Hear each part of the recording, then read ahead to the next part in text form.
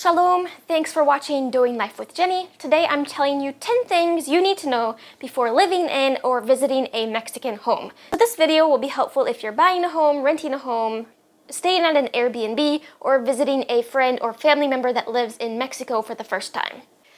And be sure to stick around until the last little tip/fact because it is going to save you a lot of trouble if you don't make the same mistake that I made.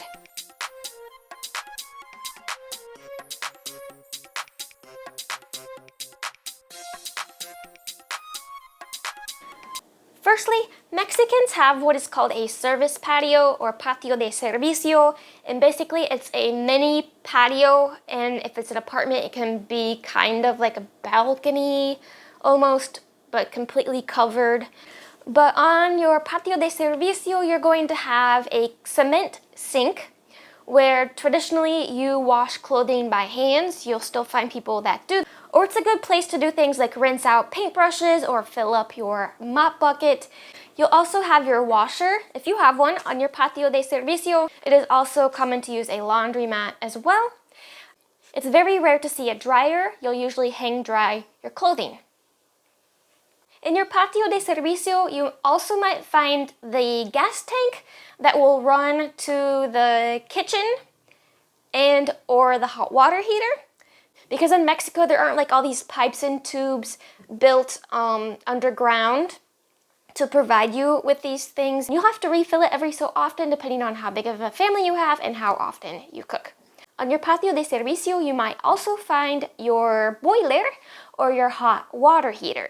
So we need to talk more about this. The hot water heater might also be on the wall right outside of the bathroom. It could be gas or it could be solar. A lot of people have a combination of both. In case it's not very sunny, they can still get hot water. But the thing I want to bring up about the hot water heater is that in a lot of homes, they do not leave it running all day, every day, like in the States. A lot of times, you will want to go outside and turn it on maybe 20 minutes before you're going to take a shower so it gets heated up, and then you'll turn it off when you are finished. The hot water heaters are very tiny compared to the US, but it's not a problem because it's just for bathing. You don't have hot water running to your kitchen or to the bathroom sink. So we mentioned that there aren't like pipes and tubes running under the houses in Mexico. So you might be wondering, if I have to have a tank for my gas, what about my water? Well, under your apartment or under your house, usually under the parking area, you have a cistern. So the city will pump water to the cistern, or you'll have a truck full of water that will fill it up.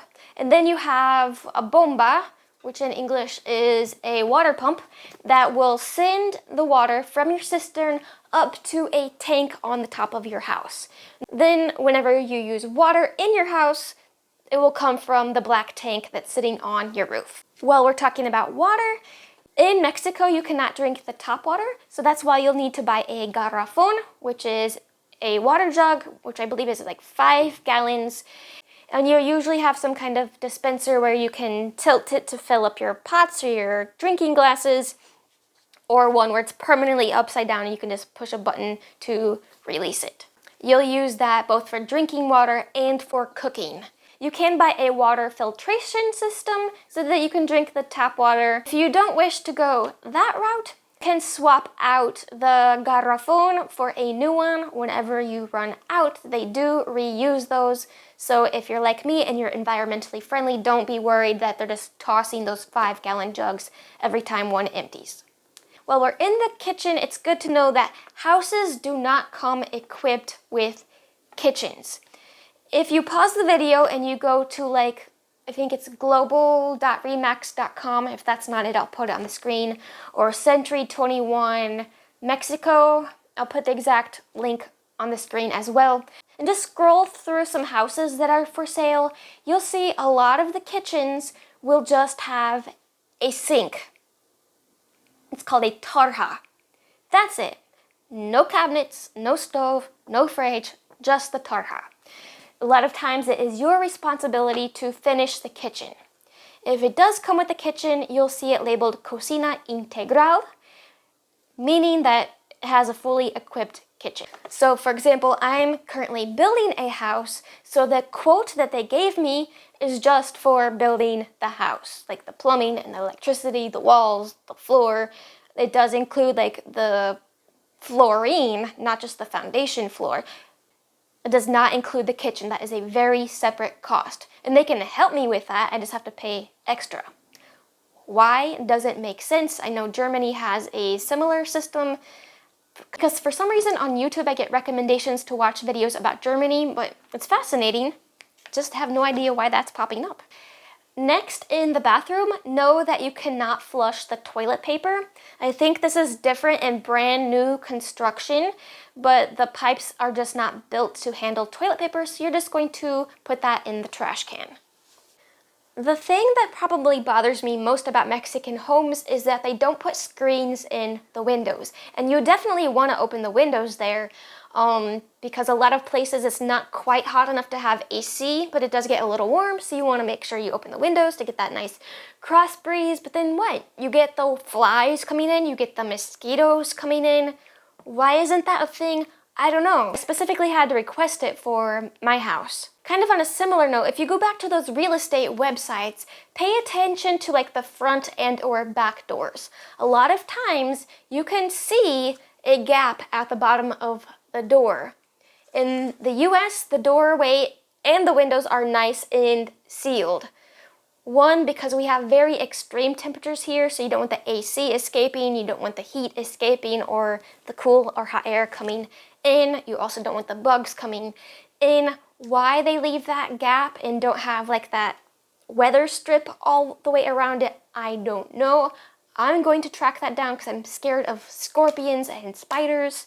But yeah, you'll very easily see a huge gap at the bottom of the doors there. And the last thing I'm going to share with you is don't lock yourself out of the house.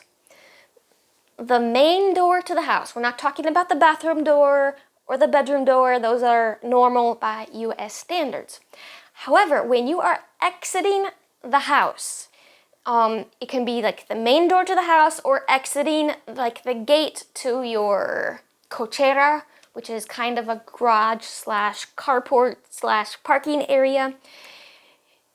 As soon as you pull the door closed, it automatically locks. You have to have a key to get in. There's no doorknob, so when you pull it closed, it automatically locks. I learned this the hard way. The very first time I went to Mexico, I went to Oaxaca.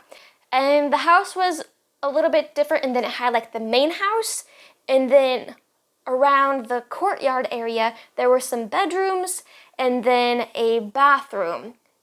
So you had to go outside to get from the bathroom to the bedroom. Well, I put my stuff down in my bedroom, closed the door, went to the bathroom, came back to my bedroom, couldn't get in because it was locked. I'm like, but I didn't lock it. So I learned the hard way. So just make sure you have your key on you.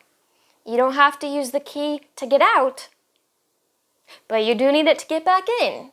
So it causes a bit of confusion, whereas in the US, you usually have the doorknob that you have to twist the back of to lock, and then pull it shut. And if you don't twist it, it's not locked. And then on the outside, you have to actually lock it with a key for it to be locked. Nope, not in Mexico. I hope this information was very helpful for you so you don't get yourself into a pickle. Thank you so much for watching. Be sure to subscribe so you can learn more about Mexico and follow me in my journey in moving from the US to Mexico. Take care.